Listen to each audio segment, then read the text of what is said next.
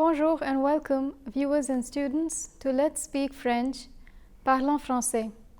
These lessons on basic French are short and easy, and if you follow the program regularly, I can assure you that very soon you will be able to understand French quite easily. In today's class, we will begin Chapter 7. The first lesson is on the imperative mood. This lesson has been divided into 3 sections. In the first section, I will read out a French text where the majority of the verbs are conjugated in the imperative form. In the second section, I will explain the construction of the imperative. And in the third section, we will revise today's lesson.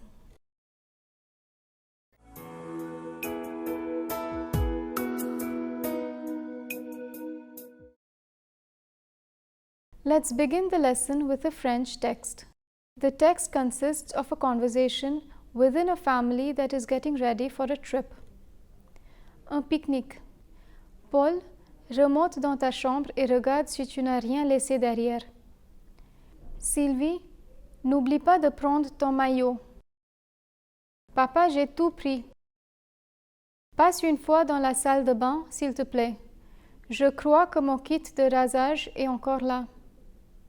Non, ce n'est pas là. Greg, voici ton kit de rasage. Qu'est-ce qu'il fait dans le panier pique-nique? Allez chérie, fais attention lorsque tu arranges les affaires. Je suis prête, allons-y. Ma puce, attends un peu. On n'est pas encore prêt. Dépêchez-vous s'il vous plaît, je vous attends dehors. Sylvie, habille-toi léger, il fait du soleil. Ôte ton manteau et prends plutôt un gilet. Vas-y, va changer.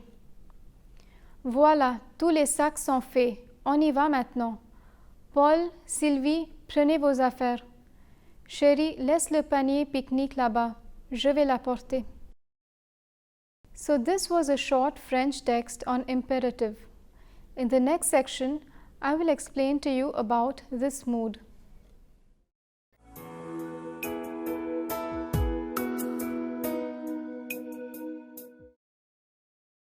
The imperative, known as l'impératif in French, is a mood that is employed very frequently. This mood is used to express an order, an advice, a request, or a wish. What is characteristic of this mood is its construction. Only 3 grammatical persons, that is, tu, nous, and vous, can be used in the imperative. In other words, the first person singular, je, and the third person singular and plural, il, elle, il, and elle, do not exist in the imperative. However, the subject pronouns tu, nous, and vous are not explicitly used. Let me repeat. The first person singular, je, and the third person singular and plural, il, elle, il, and elle, do not exist in the imperative. However, the subject pronouns tu, nous, and vous are not explicitly used. Let me illustrate this with the verb étudier, which means to study. I will first use the sentence in the present tense, then in the imperative. Tu étudies bien. You are studying well. In the imperative, it would be étudie bien, study well. So in the first sentence, which is in the present tense, the verb is preceded by the subject pronoun tu. But in the second sentence, tu is not explicitly mentioned, although it is clearly understood. Similarly, nous and vous are also not used before the verb. In the present tense, it is nous étudions bien, we are studying well. And in the imperative, étudions bien, let's study well. Vous étudiez bien, you are all studying well, becomes étudiez bien, study well. So the first important thing about constructing the imperative is the omission of the subject pronouns. The next thing is the verb itself. For all first group verbs, we simply remove the er ending and add the corresponding endings a, ons and ez. Marche, travaillons, parlez. Let me repeat the words. Marche, travaillons, parlez. I have placed the subject pronouns within brackets to make it easier for you to understand which ending corresponds to which subject pronoun. But when using the imperative, always remember to skip the subject pronouns. You may use a proper name, but you can never use a subject pronoun. Now I will show you how IR and RE ending verbs are conjugated in the imperative. With the second and third group verbs, the construction is very simple because the verb forms are identical to the present tense forms. The only difference is the absence of the subject pronouns. Fini, finissons, finissez. Conduit, conduisons, conduisez. Let me repeat the words. Fini, finissons, finissez. Conduit, conduisons, conduisez. And finally, let us look at the verbs that have an irregular form. Luckily for us, there are only a few such verbs. Avoir, et, ayons, ayez. Être, soit, soyons, soyez. Savoir, sache, sachant, sachez. And vouloir, veuille, veuillons, veuillez. Let me repeat the words. Avoir, et, ayons, ayez. Être, soit, soyons, soyez.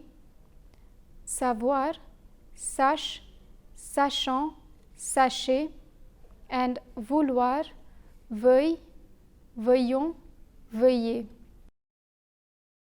So this is how one constructs the imperative in French. In the text, the imperative is used to express 4 different sentiments or moods. Order. Remonte dans ta chambre et regarde si tu n'as rien laissé derrière. Advice. Fais attention lorsque tu arranges les affaires. Request. Passe une fois dans la salle de bain, s'il te plaît. And wish. Laisse le panier pique-nique, je l'apporte. Order. Remonte dans ta chambre et regarde si tu n'as rien laissé derrière. Go up to your room and check if you have left something behind. Advice. Fais attention lorsque tu arranges les affaires. Be careful when you arrange the things. Request. Passe une fois encore dans la salle de bain, s'il te plaît. Please check in the bathroom once again. Wish. Laisse le panier pique-nique, je l'apporte. Leave the picnic basket, I'll bring it. Let me repeat. Order. Remonte dans ta chambre et regarde si tu n'as rien laissé derrière. Advice. Fais attention lorsque tu arranges les affaires. Request. Passe une fois dans la salle de bain, s'il te plaît. And wish. Laisse le panier pique-nique, je l'apporte. Order. Remonte dans ta chambre et regarde si tu n'as rien laissé derrière. Go up to your room and check if you have left something behind. Advice. Fais attention lorsque tu arranges les affaires. Be careful when you arrange the things. Request. Passe une fois encore dans la salle de bain, s'il te plaît. Please check in the bathroom once again. Wish. Laisse le panier pique-nique, je l'apporte. Leave the picnic basket, I'll bring it. Many grammarians explain that an advice, a request, and a wish are a polite form of issuing a command, and this justifies why one uses the imperative when giving an advice, making a request, or when expressing a desire. Now that you have an overall idea about the imperative, let me show you how pronominal verbs are used in the imperative. The reason for not presenting these verbs earlier is because the construction is different. The reflexive pronoun that is characteristic of pronominal verbs undergoes a change in the imperative mood. The subject pronoun, as always, is dropped, but the reflexive pronoun, it converts into a tonic or a stress pronoun. The stress pronoun is then placed after the verb and is attached with a hyphen. For example, tu te lèves, which means you are getting up, becomes lève-toi, get up. The reflexive pronoun te is converted to toi, and this new pronoun, which is a stress pronoun, is placed after the verb. The hyphen is an important addition which needs to be inserted without fail. Here are the other two forms. Nous nous levons, we are getting up, becomes levons-nous, let's get up. Vous vous levez, you are all getting up, becomes levez-vous, get up. Let me repeat. Tu te lèves, which means you are getting up, becomes lève-toi, get up. The reflexive pronoun te is converted to toi, and this new pronoun, which is a stress pronoun, is placed after the verb. The hyphen is an important addition which needs to be inserted without fail. Here are the other two forms. Nous nous levons, we are getting up, becomes levons-nous, let's get up. Vous vous levez, you are all getting up, becomes levez-vous, get up. The imperative mood can never be used in the interrogative form.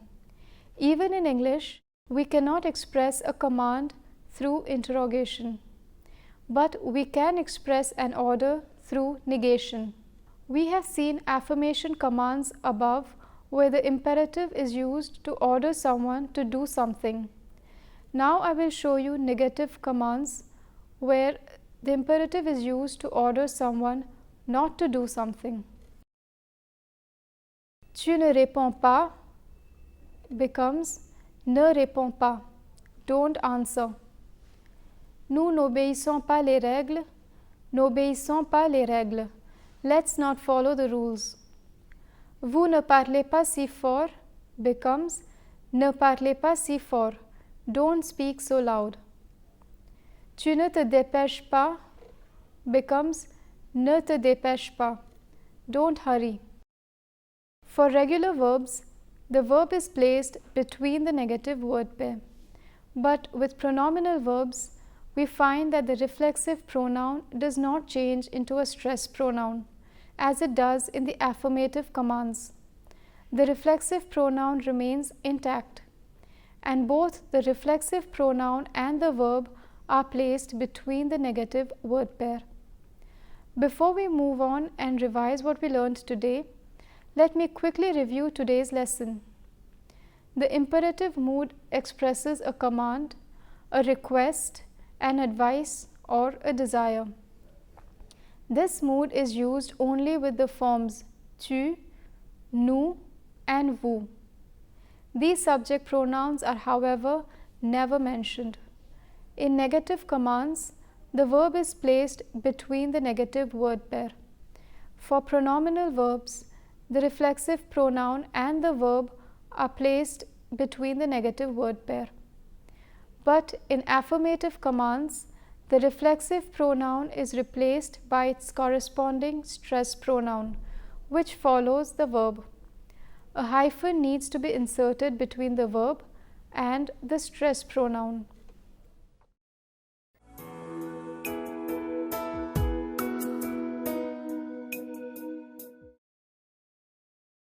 In this third section, we will revise what we learned in today's session on the imperative mood.